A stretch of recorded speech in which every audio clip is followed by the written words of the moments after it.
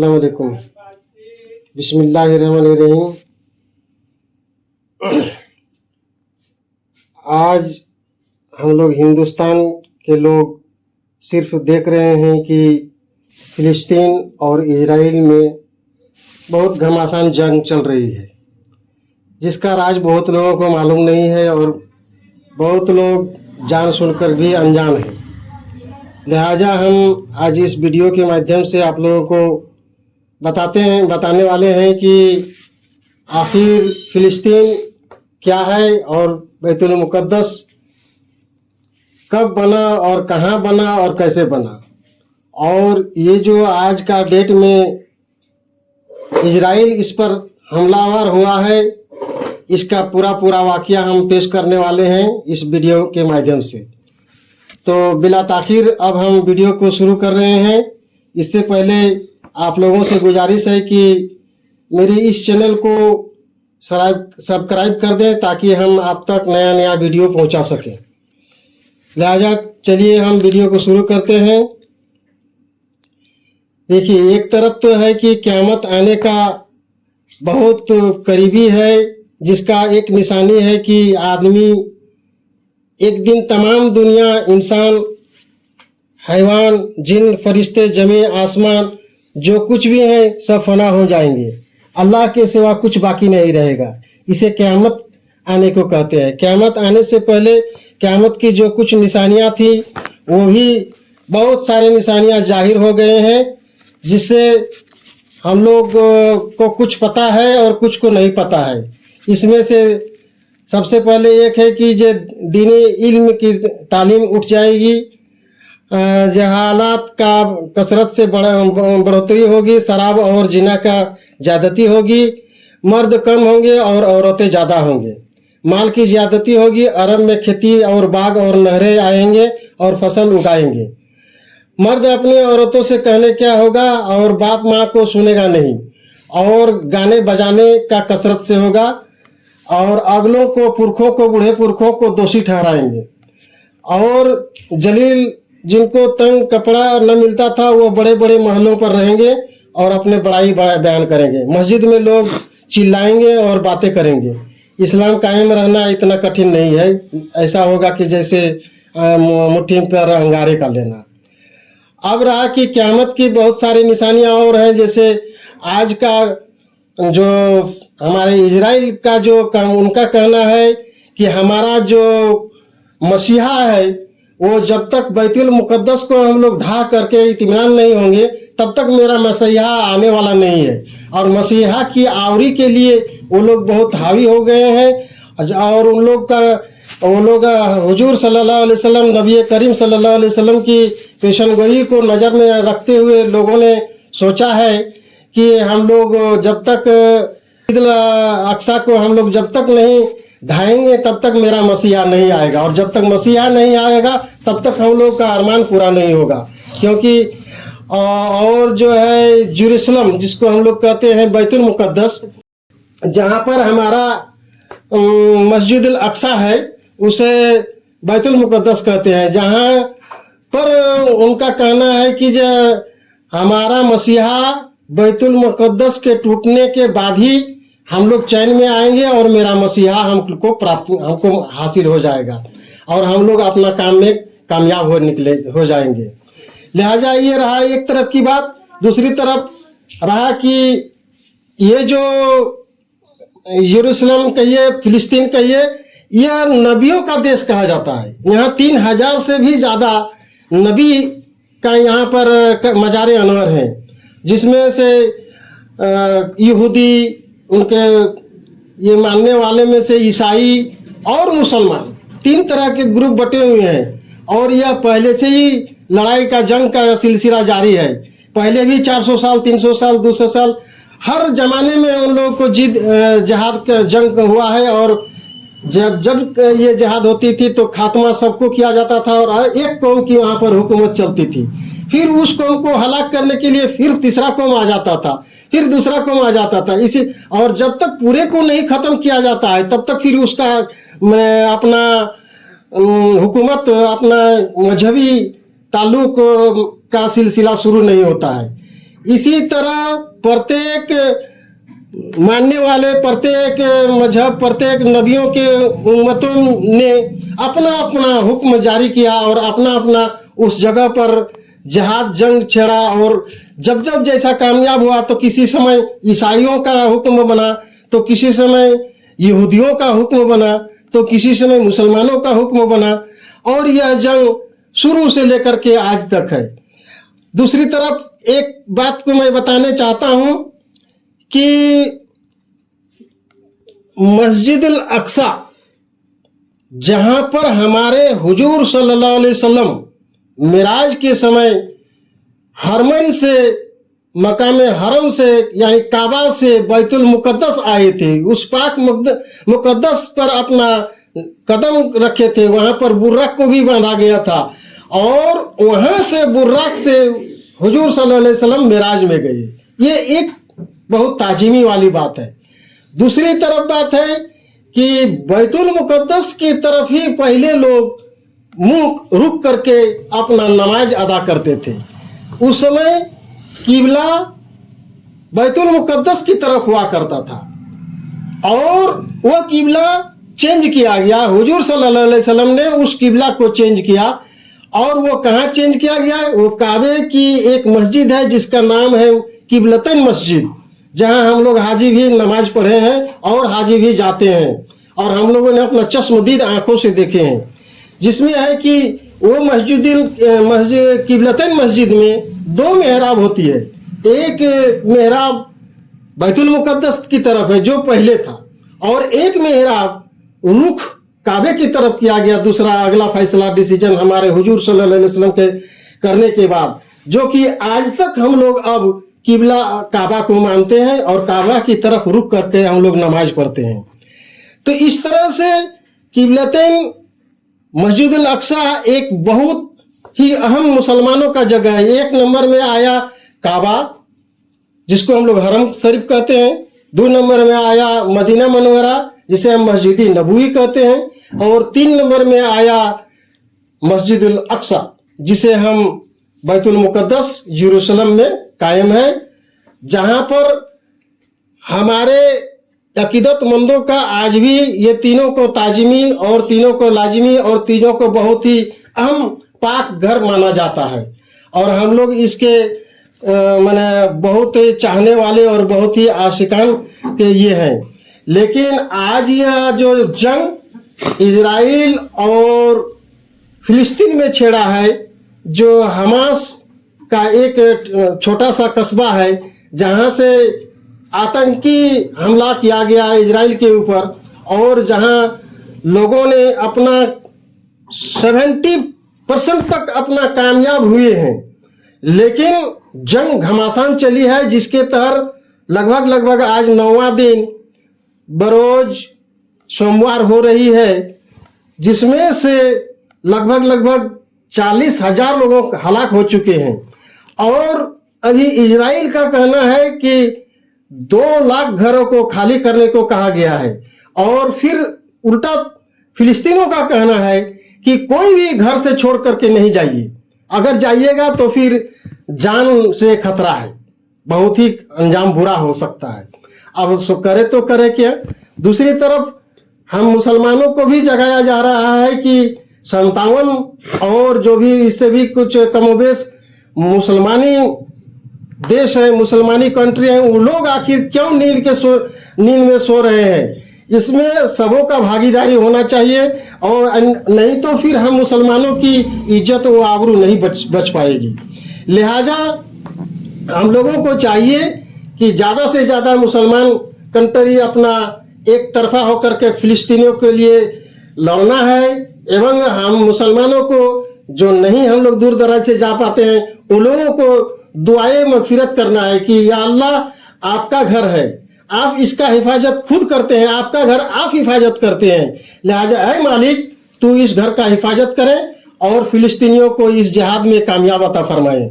और जहाँ पर हम लोगों की मैंने जो मैंने फिलिस्तीन में जो हमारा बैतुल मुकद्दस है, इसकी इज्जत आबरू हमारा बचना चाहिए। ऐ मौला तेरे हाथ में हम लोगों का इज्जत है। और दूसरी तरफ और एक बात को बयां कर देना चाहता हूं कि ये जो मस्जिदुल अक्सा बना, तो यह पहले पहले फरिश्तों ने बनाया था। सबसे शुरुआती, सबसे पहले माने फरिश्तों ने बनाया। उसके बाद दाऊद अलैहिस्सलाम का बेटा सुलेमान पैगंबर, जो कि बहुत अपने को हुक्म सब हैवानात नबातात में भी उनका चलता था, हवा तक भी चलता था, पानियों में भी चलता था, उन्होंने इनका तामीर किया, जिसका लोगों ने, यहूदियों ने, और जब सुलेमान इसका तामीर कर रहे थे तो वह बहुत बड़ा इबादत गुजार भी था उसी के माहौल में। तो तामीरी वक्त में वो मस्जिद की तामीर को देखते भी थे और इबादत में भी मशगूल रहते थे। तो उसमें सुलेमान अलैहिस्सलाम का एक सिफत थी, एक हिकमत थी कि एक लाठी के सहारे ही वो अपने इबादत को 2 दिन 3 दिन तक करते थे, लेकिन लोगों में ताब नहीं थी कि इससे कुछ बातें करें, क्योंकि लोग जान रहे थे कि वो अल्लाह की इबादत में मशगूल है और तामीरी काम को भी देख रहे थे। बैतुल मुकद्दस की तामीर हो रही थी, सुलेमान अलैहिस्सलाम निगरानी कर रहे थे, खर्चा भरपाई कर रहे थे। उसी में होते होते होते होते तामीरी काम चल रहा था। अल्लाह का कुदरत हुआ कि जब उसका अंतिम समय आ गया, उसकी दुनिया से रुखसती का समय आ गया, उस घड़ी भी वो अपना लाठी के सहारे टेक लगा करके और मस्जिद की तामीर को देख रहे थे। और उसमें जिन्नातों का लगाया गया था काम में, जिन्नात लोग अपना मस्जिदुल अक्सा का काम कर रहे थे। इतने में होता क्या है कि उसका रूह परवाज हो जाता है, लेकिन इबादत कर लोग समझ रहे कि इबादत में है और वह काम तामीरी चल रही है। जो भी जिन्नात लोग हैं सब काम में भिड़े हुए हैं, अपना लग रहे हैं। लेकिन अल्लाह का कुदरत देखिए कि मस्जिद जब बन करके फाइनल हो गई, तब तक कुछ अरसा भी गुजर गए, समय भी गुजर गई और लकड़ी में दीमक लग गया, जिससे वो दीमक से कट करके जब लकड़ी गिर गई तो सुलेमान अलैहिस्सलाम भी गिर गए। लोगों ने कहा कि तब तो सुलेमान अलैहिस्सलाम के है नहीं, दुनिया से रुखसत हो गए हैं। देखा कि हकीकत में वो रुखसत हो गए हैं। लेकिन अल्लाह का कुदरत देखिए कि मस्जिद का तामीर भी कंप्लीट है और इसका ये तो पहले ही उनका रूह चला गया है, लेकिन वो जमीन पर गिर गई उस घड़ी, लेकिन वो मस्जिदुल अक्सा बन के तैयार हो गई। अब होता क्या है कि वो यहूदियों ने उनको मस्जिद का रूप नहीं दिया, मस्जिद उसका नाम नहीं दिया, बल्कि उसको सुलेमान का हैकले कहा गया। ये हैकले सुलेमानी है। हैकले का मीन्स होता है कि एक टेम्पल, एक मंदिर का जैसा स्वरूप दिया उन लोगों ने कि यह मस्जिद नहीं है, ये हैकले है। उसके बाद क्या होता है कि बहुत सारे जंग हुई फिर भी, और जो लगभग 30,000 पैगंबरों का वो जो मुल्क है फिलिस्तीन, जिसको नबियों का मुल्क कहा जाता है, तो लोगों में जितने नबी हुए उतना उम्मती हुई और लोगों में गुटबाजी हो गई। गुटबाजी में ईसाई एक गुट, यहूदी एक गुट, मुसलमान एक गुट। तो इसी में जब जिसका बारी आता था लोग खून रेजी कर देते थे, यानी बैतुल मुकद्दस कम से कम हजारों बार खून से धो दिया गया। कम बेश जब जिसका लड़ाई का बारी आता था खून रेजी ही खून रेजी। आज भी जो लड़ाई जंग छिड़ी है 9वां दिन में, खून रेजी ही खून रेजी। लोगों को बंधक बनाया जा रहा है, जिंदा काट दिया जा रहा है, जिंदा सब कुछ मैंने वहां पर लड़ाई और अपना हुक्म को कायम कर रहा है। और जब तक वो पूरे को खल्लास नहीं कर देते हैं फिर उसका हुक्म कायम नहीं होती है। अब होता क्या है कि उसी अरसे पर हमारे हुजूर सल्लल्लाहु अलैहि वसल्लम, और उसी दरमियान हमारे हुजूर सल्लल्लाहु अलैहि वसल्लम आने से पहले फिर एक बार जंग बहुत जोर से हुई, जिसमें सुलेमान का जो हैकले सुलेमानी बना हुआ था वो भी टूट के मिसमार हो गई, और इतना मिसमार हो गई कि सब चकनाचूर हो गया, सिर्फ एक तरफ का दीवार बाकी रहा। फिर अगला यहूदियों का फिर अपना सल्तनत कायम हुआ, जिसमें वो एक ही दीवार को अपना तामीरी करते हुए सेकंड एक फिर जिसमें बनाया गया जिसको अभी भी बैतुल मुकद्दस कर रहे हैं, और वो बैतुल मुकद्दस जो आज है उसी में हुजूर सल्लल्लाहु अलैहि वसल्लम भी तशरीफ लाए थे और वहां से मेराज गए थे, जिससे के कबल और उसके बाद लोगों ने जिहाद को जीता। जब मुसलमानों की बारी आई तो तब लोगों ने चाहा कि यह चाबी, इस बैतुल मुकद्दस का चाबी हम किसी मुस्लिम जो है अच्छे ओहदेदारान और बादशाहियत, इसका हम सौंपेंगे, ये चाबी तो आखिर किसी मुसलमान को देंगे। तो लोगों ने तजवीज किया और राय किया और इसमें ये डिसीजन लिया गया कि यह चाबी उमर फारूक के हाथों में सौंप दिया जाए। तो उमर फारूक भी मदीना से बैतुल मुकद्दस की तरफ अपना सफर जारी किए, जिसमें एक खच्चर के साथ एक नौकर लेकर के आ रहे थे। और उसमें एक अनोखी बात ये रही कि 1 मील की दूरी उसमें उसका नौकर रहेंगे, 1 मील की दूरी तय करेंगे खच्चर पे चढ़ के, अगला मील में उमर फारूक तय करेंगे। 1 मील उनका नौकर बैठते थे खच्चर में, 1 मील उमर फारूक बैठते थे। अल्लाह का कुदरत ऐसा हुआ कि चलते चलते जब बैतुल मुकद्दस पहुंचने का समय आया, उस घड़ी बारी आई नौकर की कि नौकर को बैठने का समय आ गया। नौकर ने कहा कि ऐ मेरे सरदार, ऐ मेरे, हम इसमें बैठने के काबिल नहीं है, क्योंकि अब शहर बैतुल मुकद्दस हम लोग फिलिस्तीन पहुंचने वाले हैं, शहर को अब हम लोग इन करने वाले हैं, लिहाजा आप ही इसमें क्या। उमर फारूक ने कहा कि जी नहीं, फैसला जो है फैसला है, चाहे नौकर हो या उसका अफसर हो, आपका बारी है, आप इस पर सवार होइए। देखिए क्या अनोखा मने फैसला था। तब नौकर बैठ करके शहर में घुस गए, तो लोगों ने इस्तकबालिया के लिए पहले से वहां खड़ा थे रास्ते तक, तो सब लोगों ने नौकर का ताजीम करना किया। लेकिन असाबियों में से किसी ने पहचान लिया कि जी नहीं, आए लोग ऐसा क्यों कर रहे हो, अरे जो लगाम को पकड़े हुए हैं वही हैं उमर फारूक, और जो बैठे हुए हैं वो उनका नौकर है। लोगों ने देखा तो दंग रह गया कि इतना अहम फैसला, इतना अटल, इतना अच्छा मुबारक फैसला करने वाले की नौकर का भी अहमियत दिया जा रहा है उनके फैसला पर। लोग सुन करके बहुत अच्छा खुशनुमा हो गए और लोगों ने उनका ताजीम किए और उनको बैतुल मुकद्दस की चाबी को सुपुर्द किया गया। उसके बाद भी फिर अगला जंग हो जाती है, जिसमें कजिस्तान के हमारे मुसलमान के सलाउद्दीन अयूबी आते हैं और उनको भी उस फिलिस्तीन, उस बैतुल मुकद्दस जेरूसलम में लगभग कमबेश 17 जंग करनी पड़ी। 17 जंग अपने हयात जिंदगी में सलाहुद्दीन अयूबी की। तो उसी तरह आज भी मिसाल देते हैं कि कोई ऐसा दुनिया में सलाहुद्दीन अयूबी है, बेशक वो आएंगे और हम लोगों को फतेह और कराएंगे।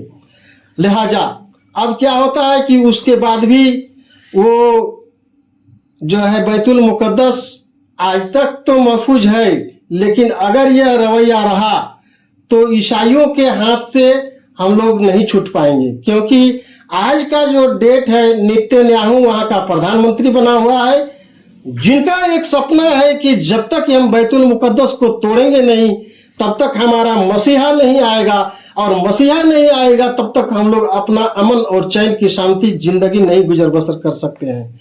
और उससे कबल भी कहा जा रहा है कि जे उसके मसीहा आएगा, मसीहा को फिर जिसका हम लोग बोलते हैं दज्जाल का निकलना, और उसके बाद हजरत ईसा अलैहिस्सलाम का आसमान से उतरेंगे, और उसके बाद हजरत हमारे इमाम मेहंदी जाहिर होंगे और याजूज माजूज का निकलेंगे। इसी तरह होते हातम क़यामत की निशानी जाहिर सी हम लोग को लग रहा है।